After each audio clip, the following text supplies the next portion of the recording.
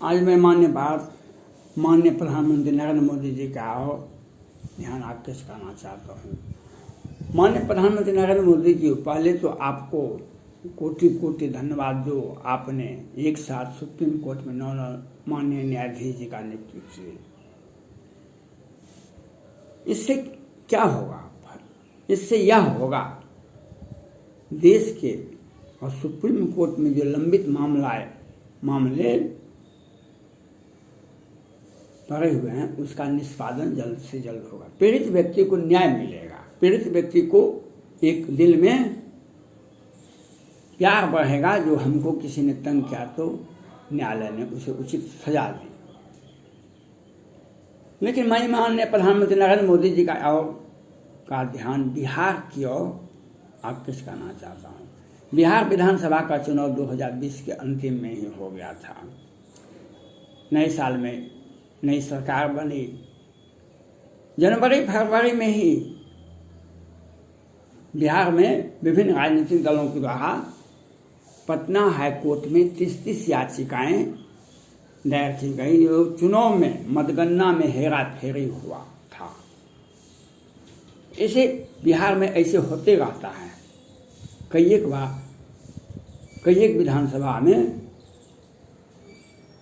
धांधली होती रही और 1, 2, 3 सीटों पर पटना हाईकोर्ट में मामला दर्ज किया गया, लेकिन वही सरकार बनी रहती है तो वह सुनवाई होते होते 5 साल लग जाता है, तब तक विधानसभा का चुनाव आ जाता है।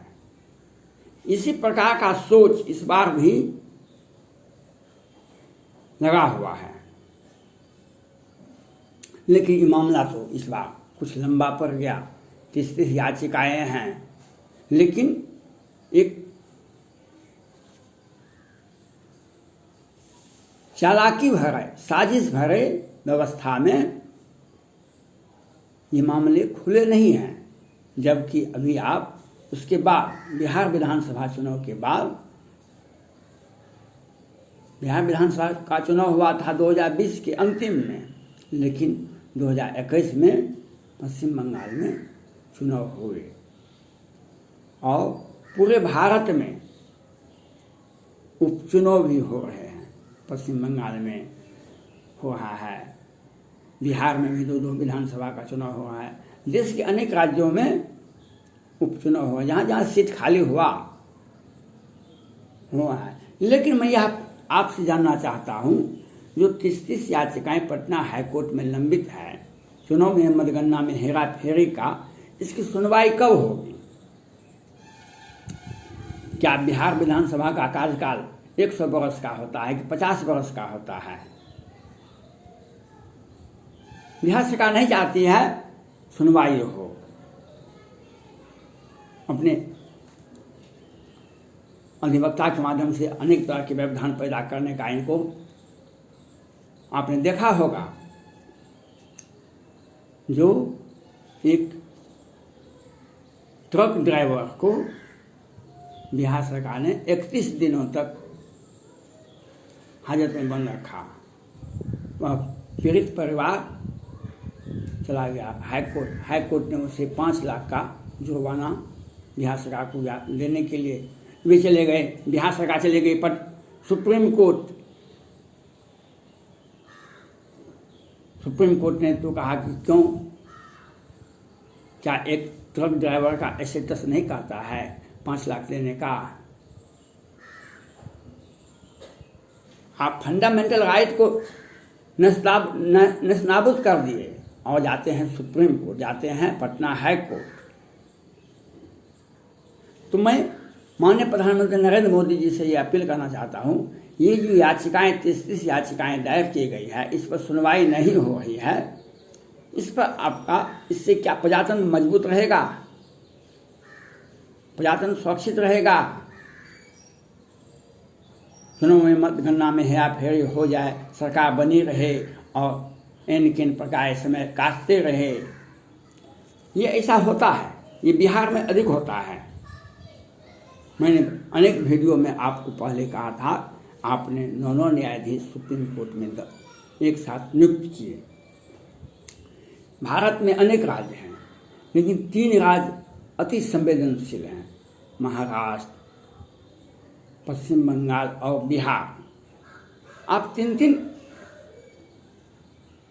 तीन सदस्य एक खंडपीठ बनवाइए सुप्रीम कोर्ट में, अपने अधिवक्ता के माध्यम से, सरकार के माध्यम से अपना रिपोर्ट दीजिए और 3 सदस्य खंडपीठ बनाया जाए, जो एक बिहार को देखे, एक दूसरा पश्चिम बंगाल को देखे और तीसरा महाराष्ट्र को देखे। सारे मामले सुलभ जाएंगे। सारे मामले, बिहार में का तो इतिहास बहुत लंबा है। अपने आदमी का 20-20 बरस, 30-30 बरस के हत्या का मामला दर्ज है बिहार राज्य में, लोअर कोर्ट में, हाई कोर्ट में, लेकिन मामला लंबित है, छुपा के रखा गया है, उसकी सुनवाई नहीं होती है। अब विरोधी दल के नेता के तुरंत फास्ट ट्रैक कोर्ट में हो जाता है। और आज जब उपचुनाव पश्चिम बंगाल में हो रहे हैं, बिहार में हो रहे हैं और देश के अनेक राज्यों में हो रहे हैं, तो ये याचिकाएं दायर है और इस पर सुनवाई भी नहीं शुरू हुई है पटना में, हाई कोर्ट में। तो ये क्या यह नहीं है जो 4 साल बीत जाएगा, उसके बाद सुनवाई होगी, तब तक विधानसभा का चुनाव आ जाएगा, कार्यकाल खत्म। हम मतगणना में हेरा फेरी करेंगे, हम चुनाव में धांधली करते रहेंगे और हम सरकार बनाते रहेंगे। चुनाव में मतगणना में हेरा फेरी करेंगे, आप याचिकाएं दायर करेंगे, हम उसको लंबित रखेंगे, 4 साल 3 साल बीत जाएगा, तो सुनवाई होगी, तब तक विधानसभा का चुनाव आ जाएगा। एक सोची समझी साजिश, एक सोची समझी व्यवस्था आपके सामने मैं रख रहा हूं। मैं आपसे आग्रह करना चाहता हूं, जो आप सुप्रीम कोर्ट को ही ये जो याचिकाएं दायर है, 30 याचिकाएं पटना हाई कोर्ट में चुनाव में मतगणना में हेरा फेरी का, आप सुप्रीम कोर्ट को कहिए इसकी जांच तत्काल के 30 दिन के अंदर के उपचुनाव के साथ साथ इसके बाद ही चुनाव होना चाहिए। याचिकाएं गलत है तो खारिज कर दे, याचिकाएं सही है तो चुनाव निर्वाचन आयोग को तुरंत इस पर चुनाव करवावे। इसकी न्यायालयिक प्रक्रिया तत्काल प्रारंभ होनी चाहिए और जल्द से जल्द, जब विधानसभा का कार्यकाल 5 साल का ही होता है, भारत का संविधान व्यवस्था सारी संस्था का, सरकार का कार्यकाल 5 साल का ही होता है, तो आप 30 याचिकाएं पटना हाई कोर्ट में लंबित है और कोई सुनवाई का प्रयास नहीं किया जाता। बिहार सरकार तो ऐसा है जो पटना हाई कोर्ट के माननीय मुख्य न्यायाधीश 100 बार पूछ चुके हैं, कोरोना से मरने वालों का नाम पता बताइए, उसका स्थान बताइए, उसकी संख्या बताइए, उसकी गिनती बताइए। तो ये कहते हैं एक ही लाइन, ये केंद्र सरकार का पोर्टल है, ये केंद्र सरकार का पोर्टल है, हजार तरह का घोटाला होता है, वेंटिलेटर घोटाला, दवा घोटाला, ऑक्सीजन घोटाला। 265 वेंटिलेटर बिहार सरकार ने खरीदा था, लेकिन मरने वालों की संख्या, हॉस्पिटल में मरने वालों की संख्या बिहार सरकार के द्वारा लगभग 10,000 है। जब 10,000 हॉस्पिटल में मरने वालों की संख्या 10,000 के लगभग है, तो बाहर में मरने वालों की संख्या कितनी हो सकती है, यह सोचने से भी, कल्पना से भी परे होगा। लेकिन मैं यह नहीं अभी कहना चाहता हूँ, मैं आपको ये कहना चाहता हूँ, जो पटना हाई कोर्ट में जो 30 याचिकाएं दायर की गई है, इसकी सुनवाई नहीं हो रही है। उपचुनाव हो रहे हैं, बिहार में भी 2 विधानसभा का चुनाव हो रहे हैं, पश्चिम बंगाल में हो, तो ये याचिकाएं कब सुनी जाएगी? बिहार पटना हाई कोर्ट में बहुत सारा मामला लंबित होगा, हजार लाख मामला लंबित हो सकता है। मैं उस पर कोई टिप्पणी नहीं करना चाहता हूं, लेकिन आप को जनता ने भरोसा किया, आप भारत के माननीय प्रधानमंत्री हैं, आपको इस बात पर सोचना चाहिए कि न्यायालय में मामले लंबित पड़े हैं,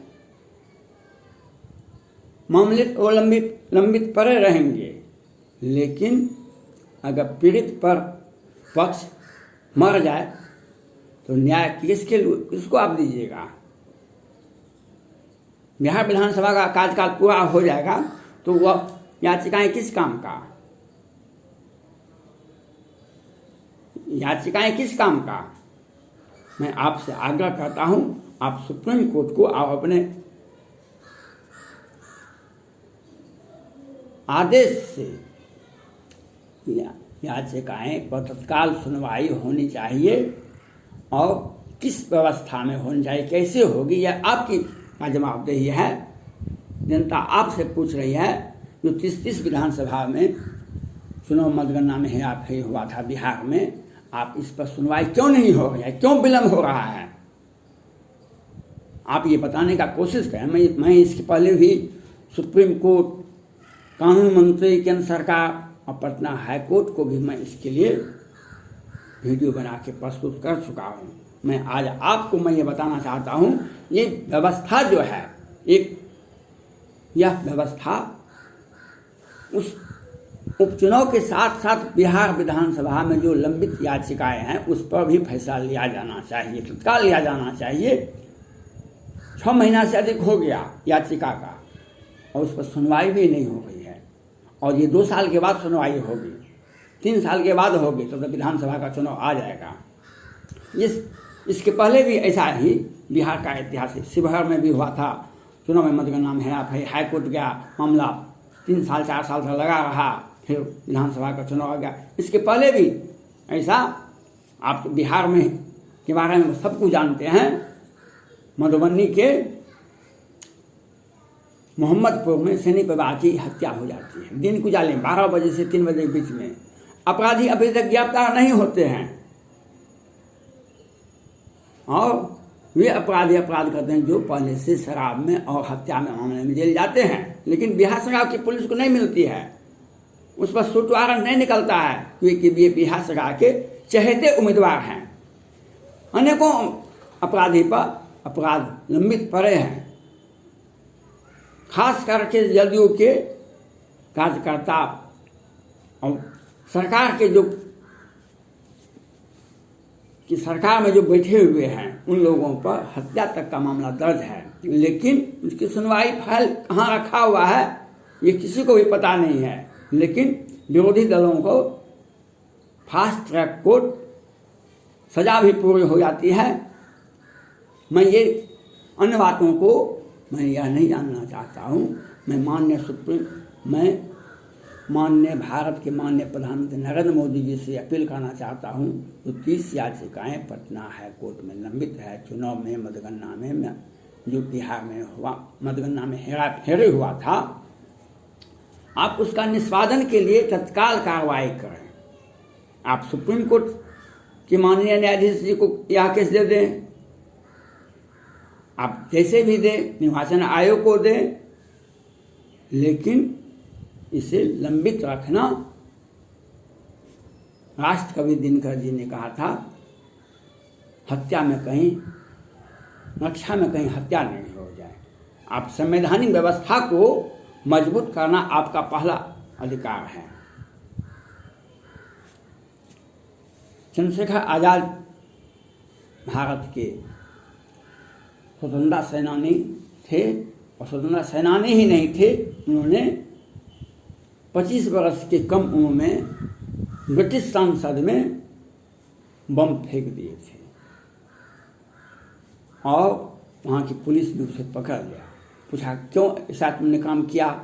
उन्होंने कहा जो बहरों को सुनाने के लिए धमाके की आवाज़ की आवश्यकता होती है, बहरों को सुनाने के लिए धमाके की आवाज़ की आवश्यकता होती है।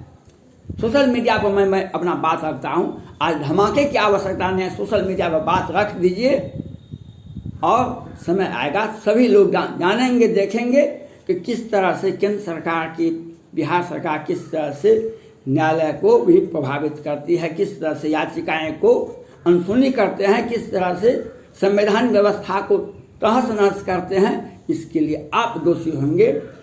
मेरा मानना है, मैं अपना विचार रख रहा हूँ, मैं एक ही शब्द में जानता हूँ, जो पटना हाई कोर्ट में जो 30 याचिकाएं दायर की गई है उस पर तत्काल निर्णय होना चाहिए, तत्काल सुनवाई होनी चाहिए। उपचुनाव के साथ साथ बिहार विधानसभा में जो मतगणना में हेराफेरी है उस पर भी निर्णय लेना चाहिए। ये नहीं तो संवैधानिक व्यवस्था पर आपका आक्रमण होगा। धन्यवाद।